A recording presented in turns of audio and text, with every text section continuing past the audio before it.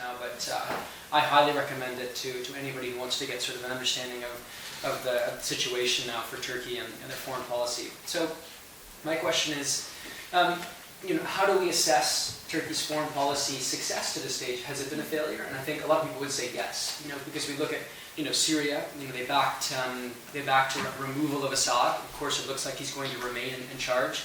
North Africa, this idea of the Muslim Brotherhood in particular, in Egypt, that being sort of a failure in a sense, and of course now too with the attempted coup, and a lot of governments not necessarily coming out very quickly to condemn the coup. So I think that's sort of an interesting dynamic, and also maybe a comment as well too. It's interesting because we've always known Erdogan as somebody who's capable of making these erratic statements, 1 minute Erdogan and all these famous statements and things. But do you think that with Davutoglu gone now, he's sort of been he's lacked that sort of check person, that person to keep him in line? And then my second question is for Dr. Ozkan. And it concerns the economy. Actually, I was reading a paper of hers over the weekend on the Turkish economy in 2000, 2001. She talked about this idea of, was the crisis a result of bad fundamentals, or was it a result of bad luck? And of course, AKP rode this sort of wave of popular resentment towards what had happened in the economy. Some would say that they improved the infrastructure in Turkey. They built all these airports, these roads. Why move towards a presidential system if they had already, achieved such success with the economy? So that's sort of my question. What's next for AKP's economic policy post-presidential system?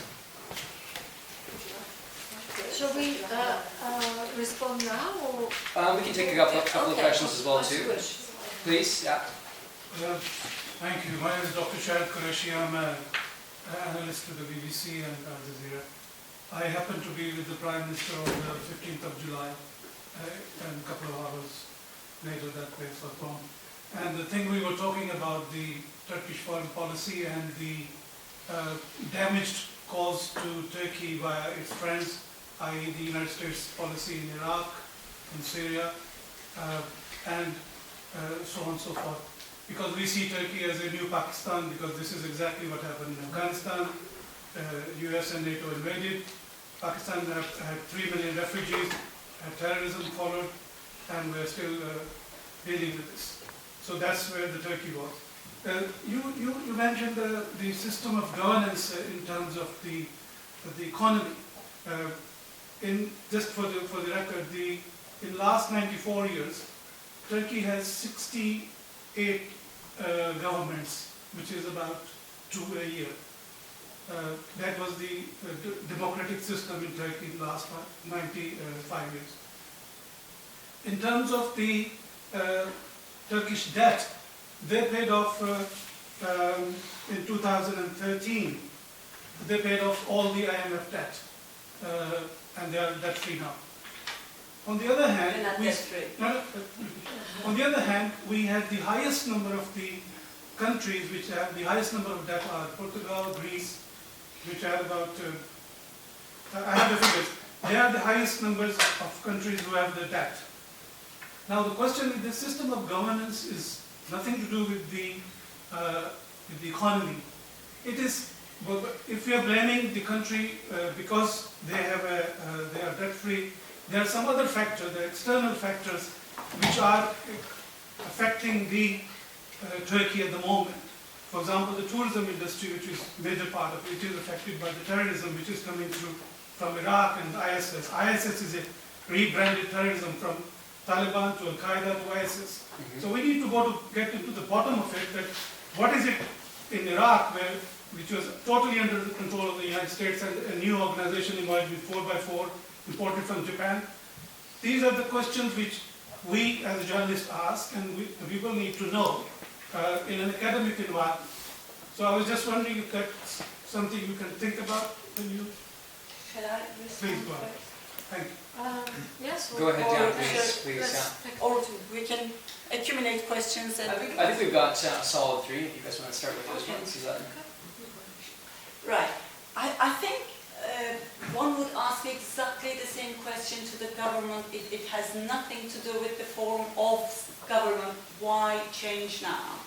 I would dispute a number of the generalizations you made, but we can talk about those. I think our work establishes that, yes, form of government makes a difference, not on its own. There are a large number of factors that have an impact on macroeconomic performance or economic performance in general.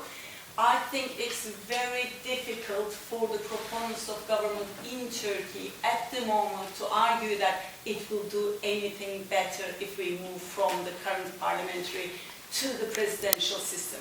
If one agrees with your assessment, then if everything was functioning perfectly well under the current parliamentary system, why would we want to move into the alternative? I'm not going to respond because it wasn't addressed to me, I think. Because both of you, so you can respond. okay. Yeah. But not something I can respond to. So you talked about the foreign policy. So I just, Yes.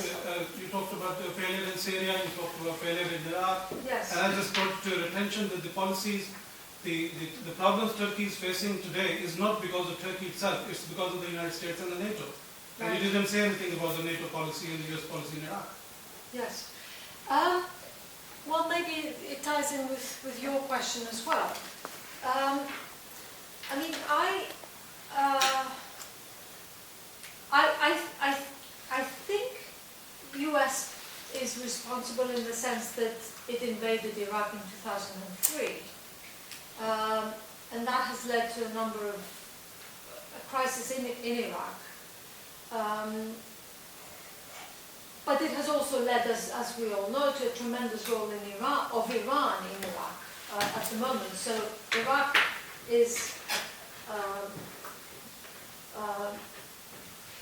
if anything, under mixed control from different, even opposing forces when it comes to the recent period.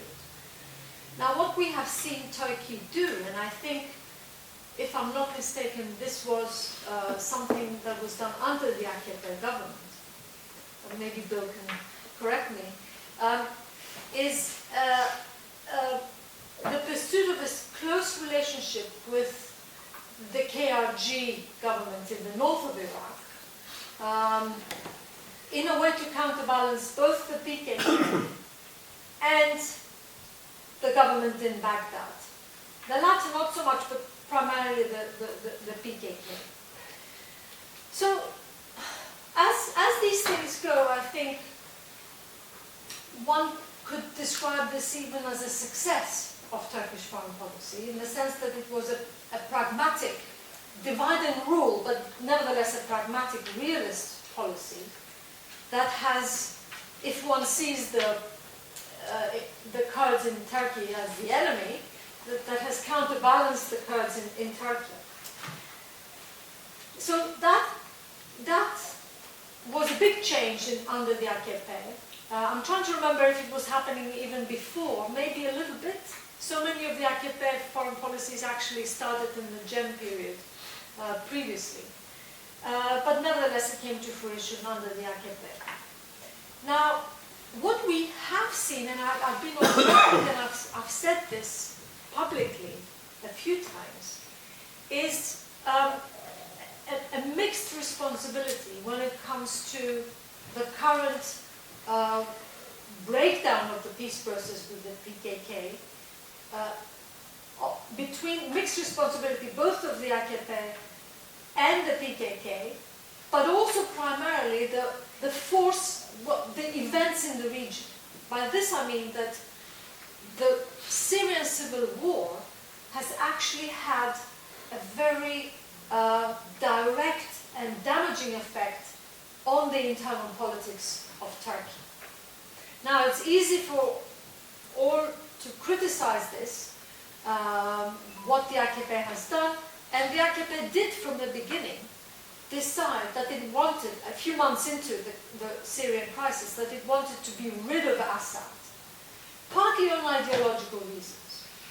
So one could say, and people have said it, that this was a mistake. Actually, I say so in my paper, that this was a mistake.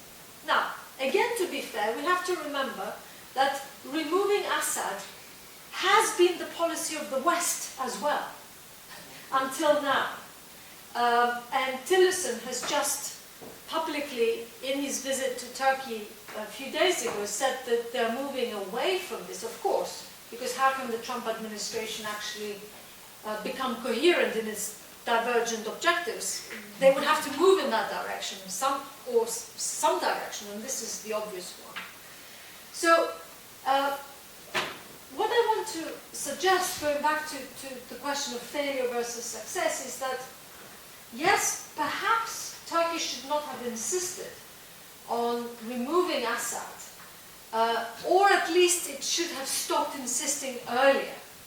Okay, once it was clear that this was, unfortunately, this was not going to happen. Do you see what I mean? You start off with good intentions, assuming this is what it was, but then you cut your losses in foreign policy making more quickly if you're realistic about how this is going.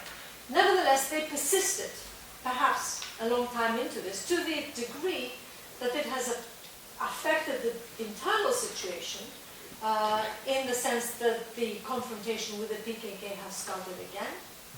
And of course it has affected the internal situation in the sense that ISIS has targeted and killed all these people in Turkey.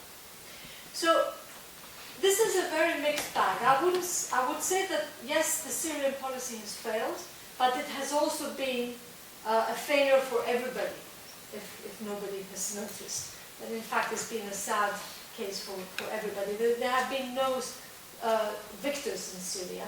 And those who talk about Russia and Hezbollah and Iran emerging victorious from this situation, I would be very cautious about what happens to them in the future, in the sense that they have overextended and have taken many losses in Syria. So I would say this is a very mixed bag, particularly when it comes to the immediate. I don't want to talk for too long. We will return to this question later. Sure. And your response to Your question. Sure. Yeah. So I think your question is somewhat similar in the sense that you are asking why a move towards presidential regime. As an economist, I don't think this is put forward as an economic argument. Looking at the data, it's clear that economic argument is not there. But if you look at the AKP's economic record, I would say it's a very strong record between 2002 and 2007, continuing with the reforms, delivered really, really fast and great goods till 2007. But from then on, we see a deterioration on every front in terms of the economy. And I don't think that the economic argument is there. I don't think it's made. I don't think that the proponents have tried to make that argument.